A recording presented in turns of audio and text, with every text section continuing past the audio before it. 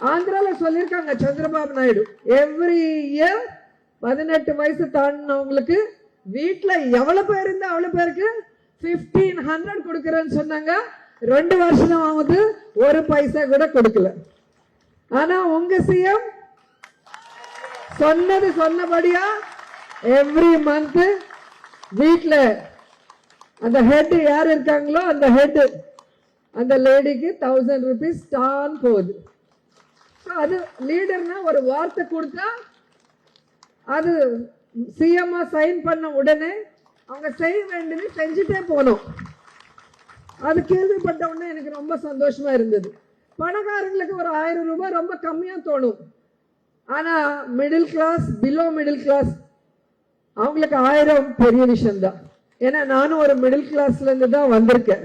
So எனக்கு தெரியும், ஊர்ல இருக்கிறவங்க இல்ல மிடில் கிளாஸ்ல இருக்கிறவங்களுக்கு ஒரு 1000 ரூபாய் கையில கிடைச்சா அவங்க அந்த 1000 ரூபாயில அந்த வீட்டுக்கு தேவையான அரிசியோ பூண்டோ உப்போ புளியோ ஏதோ ஒண்ணு அவங்களுக்கு வேணியா கண்மசியோ இல்ல பசங்களுக்கு வேண்டிய விளையாட்டு பொருளோ இந்த மாதிரி நிறைய வாங்கலாம். ஸோ ஒரு விமென்க்கு எப்பவுமே வீட்டுக்கார மேலேயோ புள்ள மேலேயோ ஹஸ்பண்ட் மேலேயோ டிபெண்ட் ஆகாம ஒரு 1000 ரூபாய்க்காவது நம்ம கையில இருந்தா அந்த கான்பிடன்ஸ் வேற லெவல்ல இருக்கும். ஸோ உங்களுக்கு அந்த பைனான்சியல் சப்போர்ட் ஸ்டாலின் சார் கொடுத்தது எனக்கு ரொம்ப சந்தோஷமா இருந்தது கேள்விப்படும் போது. ஆனா இப்போ எலெக்ஷன் வரும்போது எப்படியாவது அது நிப்பாட்டணும்னு எல்லாரும் நினைக்கும் போது அவர் எல்லாமே சேர்த்து ஒரே வாட்டி 5000 கொடுத்துட்டாங்க. அதுல எல்லாருக்கும் பைத்தியம் வந்துச்சு. பைத்தியம் பிடிச்சு போச்சு. என்ன சொல்றாங்க, இவங்க காசு கொடுத்து சோம்பேர் ஆக்குறாங்க, காசு கொடுத்து பிச்சைக்காரன் ஆக்குறாங்கன்னு சொல்றாங்க. அவங்கள நான் நேர்ல கேள்வி கேட்கிறேன் இங்க இருந்து. இது பாலிடிக்ஸ் இல்ல.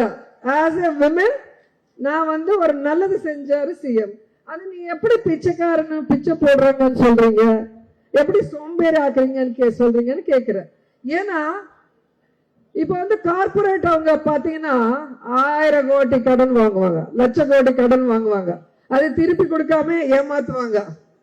சோ அப்ப என்ன பண்ணுவாங்க, ரைட் ஆஃப் சொல்லிட்டு அதெல்லாம் தள்ளுபடி பண்ணுவாங்க. 1000 கோடி லட்சம் கோடி தள்ளுபடி பண்ணும்போது யாருமே பேச மாட்டாங்க, அதை பத்தி யாரும் எதுவும் சொல்ல மாட்டாங்க. ஆனா ஏழைகளுக்கு கொடுக்கும் போது மட்டும் எல்லாரும் பொத்துக்கிட்டு வருவாங்க, உடனே அது ஒரு பெரிய தப்பா பேசுவாங்க. அதுதான் எனக்கு பிடிக்காத விஷயம். அண்ட் ரெண்டாவது, இன்னைக்கு ஏழைகளுக்கு கொடுத்த காசு நீ 1000 ரூபாய் கொடுத்தாலும் 2000 நெக்ஸ்ட் ஆட்சிக்கு வந்தா 2000 கொடுக்குறேன்னு சொல்லியிருக்காங்க. ஸோ 2000 கொடுத்தாலும் அது சொசைட்டிக்கு யூஸ் ஆகும்.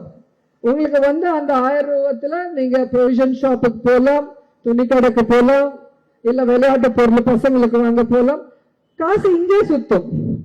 ஸோ அதுல இருந்து வந்த ஜிஎஸ்டி கவர்மெண்ட்டுக்கு ஹெல்ப் ஆகும், வந்த காசு உங்களுக்கு ஹெல்ப் ஆகும். So both ways benefit.